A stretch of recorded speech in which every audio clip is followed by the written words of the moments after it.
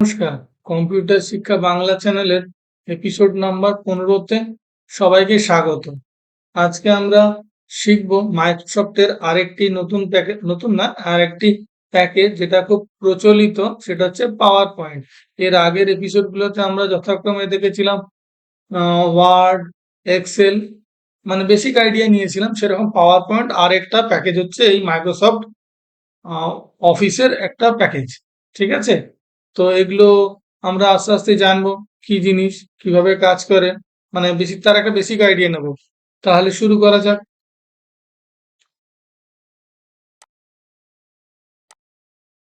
হ্যাঁ, তাহলে আমরা আজকে কি কি শিখবো না, পাওয়ার পয়েন্ট কি, তার ইন্টারফেস সম্বন্ধে পরিচিত হব আমরা, স্লাইড কিভাবে তৈরি করে আর ডিজাইন করে, টেক্সট, ছবি, শেপ কিভাবে পাওয়ার পয়েন্টে লাগাবো, ট্রানজিশন আর অ্যানিমেশন কিভাবে অ্যাড করব, স্লাইড শো বা কিভাবে প্রেজেন্ট করা যায় সেই জিনিসগুলো সম্বন্ধে আমরা একটু আইডিয়া নেব। ঠিক আছে, তাহলে এক এক করে দেখা যাক জিনিসগুলো কিভাবে কাজ করে। পাওয়ার পয়েন্ট কি, প্রথমে যে পয়েন্টটা আমরা আলোচনা করব সেটা হচ্ছে এমএস পাওয়ার পয়েন্ট হলো মাইক্রোসফটের একটি প্রেজেন্টেশন সফটওয়্যার। এটি দিয়ে স্লাইড তৈরি করে ক্লাস, প্রজেক্ট ও মিটিং উপস্থাপন করা যায়। যেমন আমরা পার্টিকুলার কোনো টপিকের উপর কোনো যদি ডেমনস্ট্রেশন দিতে যাই, নর্মাল মুখে বলার থেকে আমরা যদি কিছু একটা দেখানোর জায়গা তৈরি করতে পারি, যেখান থেকে দেখিয়ে লোকে এক্সপ্লেন করা যাবে যে আমি যেটা বলতে চাইছি সেটাকে, সেই টাইপের একটা জিনিসকে প্রেজেন্ট করার মতো জিনিস তৈরি করে, সেটা হচ্ছে পাওয়ার পয়েন্ট। ঠিক আছে, এবার পাওয়ার পয়েন্ট তৈরি করলে যেটা একটা, প্রত্যেকটা যেমন আমরা শিখেছি যে প্রত্যেকটা সেভ করার একটা বিশেষ ফরম্যাট থাকে, প্রত্যেকটা ফাইল টাইপের, সেরকম পাওয়ার পয়েন্টের ফাইল টাইপ হলো, মানে ফরম্যাট টাইপ হলো পিপিটিএক্স। ঠিক আছে, তার এটা আমি যেটা আগেই বললাম যে এটা একটা মাইক্রোসফট অফিসের একটি গুরুত্বপূর্ণ প্যাকেজ, মানে অংশ আর কি বলা চলে। তো এটা দিয়ে আমরা কি কি করি না, জেনারেলি আমাদের মতো শিক্ষার্থীরা স্কুলের প্রজেক্ট, বিজ্ঞান মেলা এবং বক্তৃতায় ব্যবহার করার জন্য একটা প্রেজেন্টেশন তৈরি করি। ঠিক আছে, তাহলে এগোই আমরা আবার আস্তে আস্তে। এর ইন্টারফেস সম্বন্ধে এবার আমাদের কিছু পরিচিতি লাভ করা উচিত নাকি। এই যে স্ক্রিনটা থাকে তার উপরে একটা টাইটেল বার থাকে যেখানে ফাইলের নাম ও সফটওয়্যারের নাম দেখায়। তারপর রিবন, রিবন মানে যেখানে অনেকগুলো ট্যাব থাকে, যেগুলো আগে যেমন হোম, ইনসার্ট, ডিজাইন, ট্রানজিশন, এরকম ট্যাব থাকে প্রত্যেকটাতে। ঠিক আছে, এবার যে প্যানেলটা থাকে তার স্লাইডের প্যানেল থাকে, বাম সাইডে যে কি কি স্লাইড গুলো আছে তার ছোট ছোট একটা ছবি হিসেবে বাঁদিকে একটা লিস্ট মতো থাকে।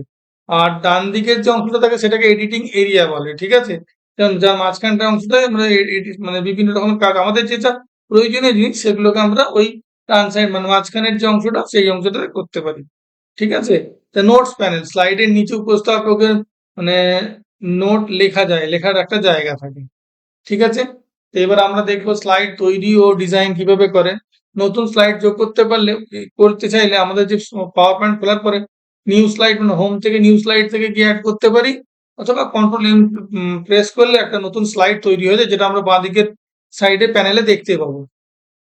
ঠিক আছে, এবার তৈরি করার সময় স্লাইডের লেআউট মানে নির্বাচন করতে হবে। যেমন কি ধরনের ব্ল্যাঙ্ক থাকে, আরো বিভিন্ন রকম টাইপ থাকে, টাইটেল, কন্টেন্ট, ব্ল্যাঙ্ক ইত্যাদি থাকে।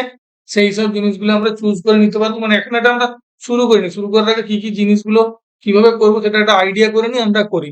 তারপর ডিজাইন ট্যাব থেকে সুন্দর থিম ও কালার নির্বাচন করে নিতে পারি, যে কিরকম হবে জিনিসটা দেখতে, কিভাবে প্রেজেন্ট, অলওয়েজ ভালো জিনিস প্রেজেন্টেশন করবার, প্রেজেন্ট করার চেষ্টাই আমরা করবো।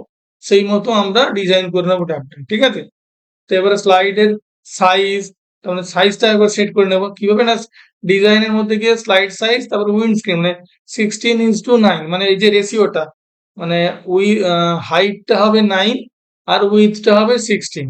ঠিক আছে, এগুলো যেটা ভাবে আমরা জেনারেলি স্ক্রিন দেখতে পাই আর হোয়াইট স্ক্রিনে দেখতে পাই সেরকম আর কি। এবার ব্যাকগ্রাউন্ড চেঞ্জ করবো, ব্যাকগ্রাউন্ড পরিবর্তন, যেমন ডিজাইন ফরম্যাটের ব্যাকগ্রাউন্ড মানে রং, কি রঙের রং বা ছবি কি হবে, সব ব্যাকগ্রাউন্ড গুলো আমরা এখান থেকে সেট করতে পারি, ব্যাকগ্রাউন্ডে পরিবর্তন করতে পারি। ঠিক আছে, সেটা কোনখান থেকে যাবো না, ডিজাইন, তারপর ফরম্যাট, ব্যাকগ্রাউন্ড, সেখান থেকে আমাদের পছন্দ মতো আমরা চেঞ্জ করতে পারি, কালার, ইমেজ ইত্যাদি। ঠিক আছে, এবার টেক্সট, ছবি ও শেপ। তো টেক্সট বক্স হচ্ছে, আমরা যদি মনে করো লেখার জন্য কোনো করতে হয়, তাহলে আমাকে টেক্সট বক্স লাগাতে হবে, যার মধ্যে আমরা লিখতে পারবো কি না, ইনসার্ট অপশন থেকে, মেনুর মধ্যে থেকে তো সেখান থেকে টেক্সট বক্স অপশনটা চুজ করে তার মধ্যে আমরা লিখবো, টাইপ করব, যা করার কিছু করব। এছাড়াও যদি ছবির মানে আমাদের প্রেজেন্টেশন স্লাইডের মধ্যে যদি প্রেজেন্টেশনের ছবি লাগাতে চাই তাহলে আমরা পিকচার ইনসার্ট করতে পারি, ইনসার্ট পিকচার, এবার দিস ডিভাইস করে মানে বা অনলাইন যেখান থেকে আমরা সোর্সটা ইমেজের, ঠিক আছে, সেখান থেকে চুজ করে আমরা ইমেজগুলোকে ওখানে ইনসার্ট করতে পারি। শেপও ইনসার্ট করতে পারি, যেমন আমরা কি হয় যে একটা লেখা থাকে না যে দিস ওয়ে, একটা অ্যারো দিয়ে মাঝখানে দিস ওয়ে লেখা থাকে, ঠিক আছে, যে এই দিকে দিক নির্দেশ করে, সেরকম একটা অ্যারো শেপ চুজ করে নিয়ে তার ভেতরে একটা টেক্সট বক্স বসিয়ে দিস ওয়ে লিখে দিতে পারি। এইভাবে আমরা নানা রকম জিনিস আমরা স্লাইডের মধ্যে বানাতে পারি। এছাড়া স্মার্ট আর্ট বলে একটা অপশন আছে যেখান থেকে ইনসার্ট তালিকা ও প্রক্রিয়া সুন্দরভাবে দেখায়। আইকন যোগ করা, ঠিক আছে, এটা একটা ইম্পর্টেন্ট জিনিস বা ভালো লাগার জিনিস আছে, সেটা হচ্ছে ইনসার্ট আইকন বলে হাজারো আইকন বিনামূল্যে পাওয়া যায়, সেরকম আইকন তোমরা ওটাকে ওখানে লাগাতে পারো। ঠিক আছে, এবার এগুলোই আমরা আস্তে আস্তে। ট্রানজিশন ও অ্যানিমেশন। ট্রানজিশন কি না, এক স্লাইড থেকে পরের স্লাইডে যাওয়ার সময় আমরা বিভিন্ন রকম এফেক্ট দিতে পারি ওখানে, ঠিক আছে, কিভাবে দুটো স্লাইডের মাঝখানে কি ট্রানজিশনের জন্য গিয়ে তো ট্রানজিশন ট্যাবে যাব, গিয়ে ফেড টু সোয়াইপ যেগুলো যেরকম আমাদের পছন্দ হবে সেরকম একটা ট্রানজিশন চুজ করে আমরা সেট করে দিতে পারি। এছাড়া অ্যানিমেশন লাগাতে পারি আমরা এর মধ্যে, অ্যানিমেশন ও স্লাইডের মধ্যে কোনো অবজেক্টকে যদি নাড়াচড়ার জন্য এফেক্ট দেওয়াতে সেগুলো আমরা করতে পারি, ঠিক আছে। এছাড়াও আছে অ্যানিমেশনের ট্যাব, মানে অ্যাপিয়ার, ফ্লাই জোন, মানে কিভাবে ওটা অ্যাপিয়ার করবে জিনিসটাকে অ্যানিমেশনটা, ঠিক আছে, মানে কিভাবে আসবে, উড়ে উড়ে চলে এলো, তারপরে জুম ইন হয়ে গেল, জুম আউট হয়ে গেল, বিভিন্ন রকমের জিনিস ওর মধ্যে আমরা ব্যবহার করি, মানে যেরকম আমাদের প্রেজেন্টেশনটা যে জন্য তৈরি করছি তার কি সুন্দর করার জন্য যে অ্যানিমেশন যদি কিছু লাগে সেগুলো আমরা এখান থেকে সেট করতে পারি। তারপর আমরা ডিউরেশন ও ডিলে, মানে ওটা কতক্ষণ চলবে অ্যানিমেশনটা সেটাকে আমরা সেট করে দিতে পারি আগে থেকে, ঠিক আছে। এরপরে স্লাইড শো প্রেজেন্ট করা, ঠিক আছে, না এবার যখন তৈরি হয়ে গেল তখন আমরা আমাদের যে উপরে যে মেনু অপশন গুলো আছে তার মধ্যে F5 যে মেনুটা আছে ওটা প্রেস করলেই স্লাইড শোটা শুরু হয়ে যাবে, মানে যেভাবে তৈরি করে নেবার পরে আর কি, ঠিক আছে। এছাড়াও শিফট বা F5 বর্তমান স্লাইড থেকে স্লাইড শো চালু হয়, যেটা কারেন্ট স্টেজ আছে, ধরো আমি দেখতে দেখতে একটা জায়গা থেকে স্টার্ট করতে চাই, সেখান থেকে আমরা শুরু করতে পারি, ঠিক আছে। তা প্রেজেন্টার ভিউ করলে নিজের নোট দেখতে পাওয়া যায় কিংবা কে প্রেজেন্ট করে যায়, ঠিক আছে।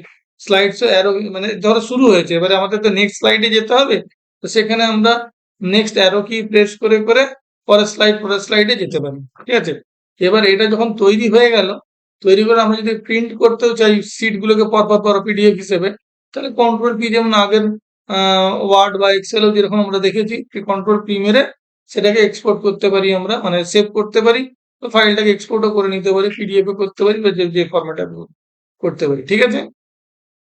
তাহলে এই পাওয়ার পয়েন্ট সম্বন্ধে কুইক রেফারেন্স যদি আমরা দেখতে চাই কিছু, যেমন কন্ট্রোল প্লাস এম প্রেস করলে নতুন স্লাইড অ্যাড হয়ে যায়, কন্ট্রোল ডি মারলে ডুপ্লিকেট তৈরি হয় স্লাইডের, কন্ট্রোল জেড বা ওয়াই প্রেস করলে, যেমন আদার্স গুলোতে দেখেছিলাম যে রিডু আনডু এগুলো কাজ করে, কন্ট্রোল এস মারলে ফাইলটা সেভ করা যায়, কন্ট্রোল ক্লিক করলে মানে প্রেজেন্টেশনটা প্রিন্টের জন্য প্রিন্ট করা হয়, F5 মারলে স্লাইড শোটা শুরু হয়, শিফট F5 হলে মানে বর্তমান স্লাইড থেকে স্লাইড শো শুরু হয়, মানে ধরো আমি এমনি এগিয়ে এগিয়ে গিয়ে 5 নম্বর স্লাইড থেকে শুরু করছি, 5 নম্বর স্লাইডে গিয়ে শিফট F5 প্রেস করতে 5 নম্বর স্লাইড থেকে শোটা শুরু হয়ে যাবে, এসকেপ মারলে স্লাইড শোটা বন্ধ হয়ে যাবে, মানে বেরিয়ে যাওয়া আর কি, ঠিক আছে। এবার তারপরে কন্ট্রোল বি আই ইউ, যেরকম আমরা বোল্ড ইটালিক আন্ডারলাইন করতে চাই টেক্সট গুলোকে, সেগুলো এখান থেকে করতে পারি। ওকে, ঠিক আছে।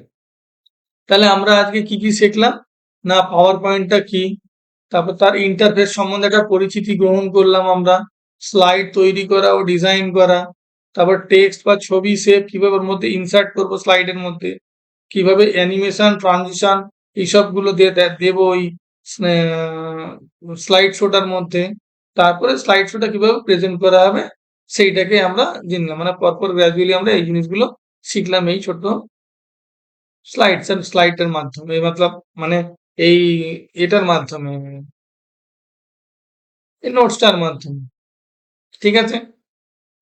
তাহলে আশা করি ভিডিওটা তোমাদের ভালো লেগেছে, যদি ভালো লাগে তাহলে একটা লাইক করো, চ্যানেলটাকে এখনো যদি সাবস্ক্রাইব না করে থাকো তাহলে চ্যানেলটাকে সাবস্ক্রাইব করে নাও, আর যদি তোমাদের কিছু বলার থাকে তাহলে তোমরা কমেন্টে লিখতে পারো।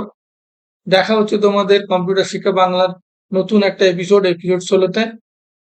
ঠিক আছে, সবাই ভালো থেকো। নমস্কার, ধন্যবাদ।